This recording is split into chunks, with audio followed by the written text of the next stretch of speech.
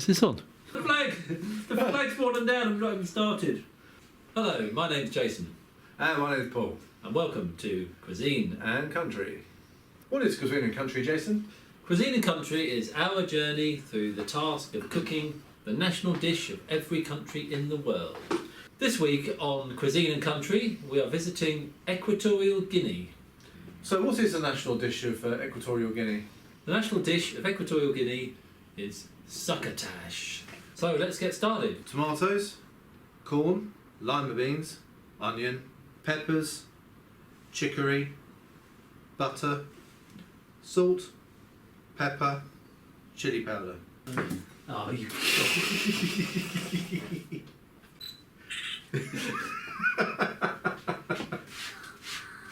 That never happened. Yes, it did. The first thing we're going to do is put the lima beans into a pan with some melted butter and start them cooking. And they look beautiful. They pop like grapes. They stink. They smell like death. So next we're going to prepare the corn by carefully, without losing our fingers, we're going to be cutting the kernels off the corn cobs. Cutting? Why do they call them kernels? I don't know, because they've not got promoted any further. Put these down like this and just start slicing the things off. They'll probably go everywhere, but does that matter? That did kind of go everywhere. But you don't need to get them off roughly, don't you? So you can cut them into pieces, really. And what you want to do, if you're a professional like me, is cut them so that they remain completely whole. It's like watching a monkey use tools for the first time. That giggling you can hear is a small child who was supposed to be quiet. Or as we like to call it, the live studio audience. I'm going to take that one off. These bits you don't need, but they make a handy children's toy or possibly a dog's toy. Now some of these corn cobs have string in there. I think it's string. Yeah, because nature puts string in. Those bits you don't really want. What you do want to do though, unlike us, is probably try to keep each corn kernel intact. I'll be honest with you, Jay, that considering I don't really like tomatoes and those lima beans that smell rank, I have a sneaking suspicion that the only bit I'm going to want to eat in this dish is the corn. So next we're going to take the cherry tomatoes and we're just going to De-stalk them. take the stalks off. Drop them on the floor. Ah! Easily done when you're an amateur. And an idiot. Oh, this carrot. Oh! Ah!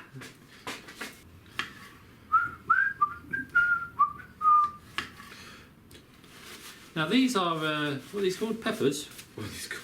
Why are they different colours, peppers? I think it's how old they are. Really? I literally heard that this week from someone unrelated saying it to me, so it could be a utter lie. So next we're going to slice the peppers up. How do you prepare peppers? Do you Just get all that gubbins out of the middle. I wasn't even going to just do slice these up into, you know, I was going to do them lengthways. big, small, any size you like really? I did say to people they were at work and they were saying, "What are you doing this weekend?" "Oh, I'm going out to a club." "Oh, I'm going out doing this." I said, "What are you doing?" "So I'm going to be cooking the national dish of Equatorial Guinea." It's funny how they're not expecting that answer. It's not a thing you hear every day, is it? Cutting peppers up is quite boring, isn't it? Doesn't really make for a good video, does it? I don't know, if you take your fingers off, that could be quite interesting. If you get to this stage and you haven't cut your finger, you're probably doing things right.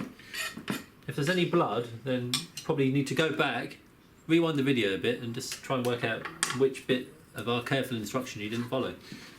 I So there we have it. Look at that. Oh, there's seed in there. Don't want that in there.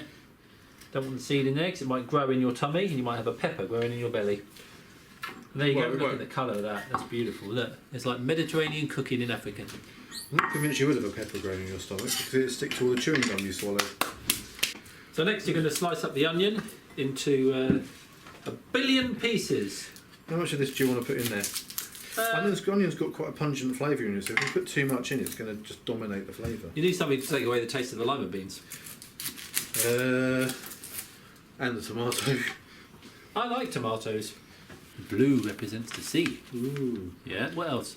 The green represents the fields because they do farming. That's another one of their main things. You've got the white is for peace, and the red is for the blood of the freedom fighters that died. The tree, I think it's a cotton silk tree possibly, and it represents the tree that the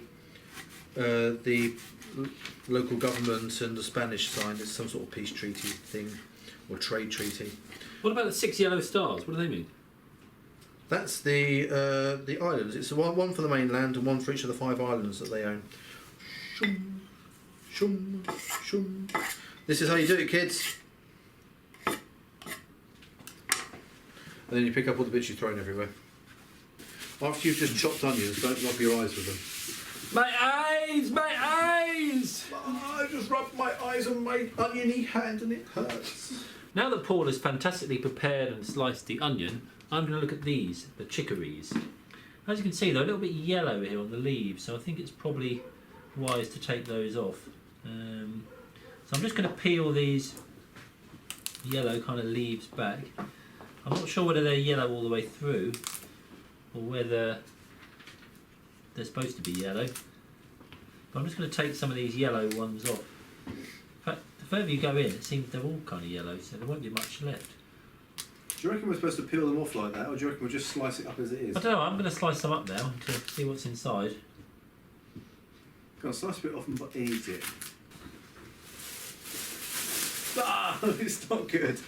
And with the chicory, you just want to slice it up a bit like the onion into little pieces, and this will give you a little bit of extra flavour into the whole mix. Why are you pretending like you know what chicory is? But it's isn't there a rhyme that goes chicory dickory dock? I think I'm going to take out these most green pieces because I think the white is somehow the better bit. I don't know why, but because it feels more like fruit, you know. So we're just going to slice that up. Probably mix that in with the onion. You know, we'll just chuck that in there with the onion. Okay. So now we have our beautiful looking ingredients. They look absolutely fantastic. We've got the lima beans, the corn, the tomatoes, the onion, and the hickory. Chicory. Hickory chicory dock. Hickory chicory dock. The ingredients are in this bowl. And of course the beautiful baby peppers. Oh, look at the colours. Fantastic. Look. Absolutely fantastic. And butter. And the butter. If you want to be really smart about it, the salt, the pepper. I'm not touching that. I knocked it over twice. And if I can get it in there carefully without it falling, the chilli powder. All of these ingredients can of course be eaten raw, as Paul will do. All of these ingredients can of course be eaten as they are, as Paul will demonstrate by trying one of the lovely looking lima bean. Like, for sake! No. All of these ingredients can of course be eaten as they are, as Paul will demonstrate now by trying one of these lovely looking lima beans. Try one, pick one of the big ones, the big fat ones. Seriously, would you eat something that colour? Okay. I wouldn't, but you would. I am doing this so you don't have to. Do it for YouTube. How is it? Lovely. Cool. You eating a lima bean? You crazy moron. We've got a piece of British chicory with some chilli sauce. Chilli powder. Oh. Man, that tastes like chewing tobacco. This bit looks alright. I think we've done alright. If you can look at this and you can say, if these two morons can put together something that looks this presentable, just think what I can do. If you're enjoying this episode of Cuisine and Country, please click the subscribe button over here. How do you know that? We've not done this together. It might be over here. This is the first one. This is where it started. This is the start of an era. It's a family show! A family show! Try that one again.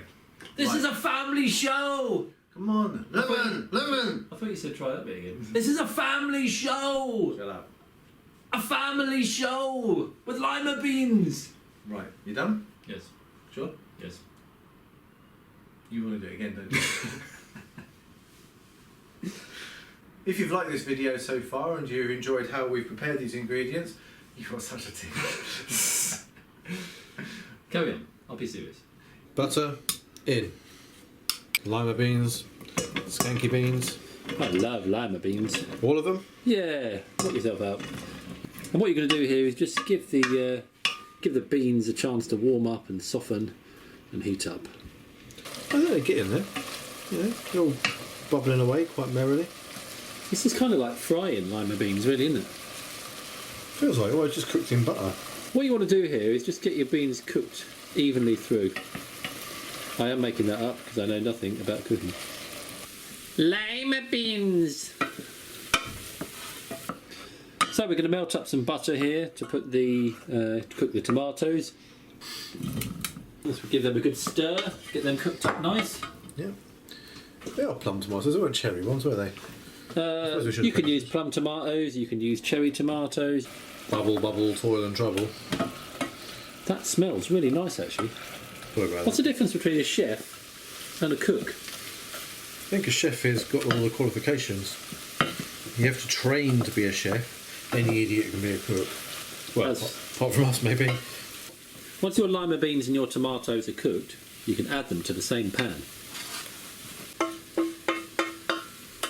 Give them a little mix up, just blend the tomatoes in.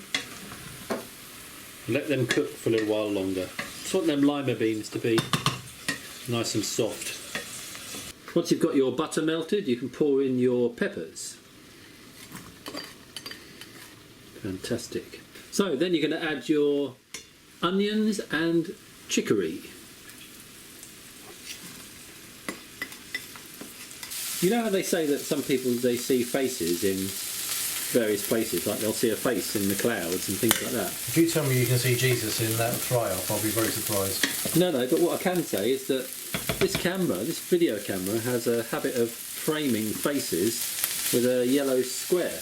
And whilst you were stirring that stuff, a yellow square appeared in the middle of the peppers, onions and chicory. At this stage we're going to add some black pepper. And we're also going to add some salt. I've already added some salt. So we're going to keep frying this for a few minutes, get this nicely fried up. Something smells like it's burning. Probably is. Is that a bad thing? Probably be succotash. Well, I don't know, it might improve it. Burning succotash! Something does smell like it's burning, dude! It's on fire! If your smoke alarm goes off, you've cooked it too long. Oh, I think we should turn that down a bit. So pour the corn into the succotash and let that stir that in gently. This is apparently going to take about 10 minutes to go through. To go through your digestive system, probably. So now we're going to put in our half a teaspoonful of chilli powder. This is an addition we've put into the recipe just to give it a bit more flavour. Okay. We get all that mixed up in there. Get all the bits in. Onions have gone nicely crispy brown. I'll tell you what, as much as I didn't like the idea of this dish, I'm starting to actually feel really quite hungry, and looking at this, I'm starting to think, this looks quite nice. I, on the other hand, am going to withhold my opinion until the first mouthful. I do like food, but I never would have contemplated making anything like this. I had, up until a few days ago, I didn't even know what succotash was. In fact, I didn't even know that Equatorial Guinea was a country. The succotash of Equatorial Guinea with a couple of extra ingredients, and that's really come on nicely actually. It's got a really nice kind of stewed, colourful combination mix to it, and it looks and smells delicious. So here we are, Cuisine and Country. We're back from the kitchen. We finally have our first dish finished, the Equatorial Guinean succotash, With amendments. with some special ingredients of our own. The only thing left to do is to eat it.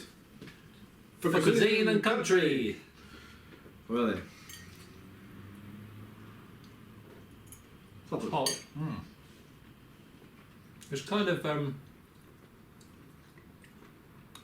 it's kind of beany. The corn's nice. It's not as bad as I thought it would be. Do you know what it really needs? Meat. Bacon. So where are we going to go next week on Cuisine and Country? Somewhere that doesn't involve lima beans. Like this video as much as we're liking this food. Cheesy. Got some more cheese on my succotash, please. Just throw some stuff up there. Be sure to join us on next week's Queen and Country, Queen and country. Oh yeah. I suppose the criticism of it is it's a little bit bland. There's nothing in there that makes you particularly not want to eat it. There's nothing in there that makes you go, wow, I wish I'd had that again. Thank you for joining us on Cuisine and Country. On the next episode, we'll be cooking the national dish of the Netherlands. Yeah, this is going to be called stamp pot. What do you think? I think it's quite nice actually.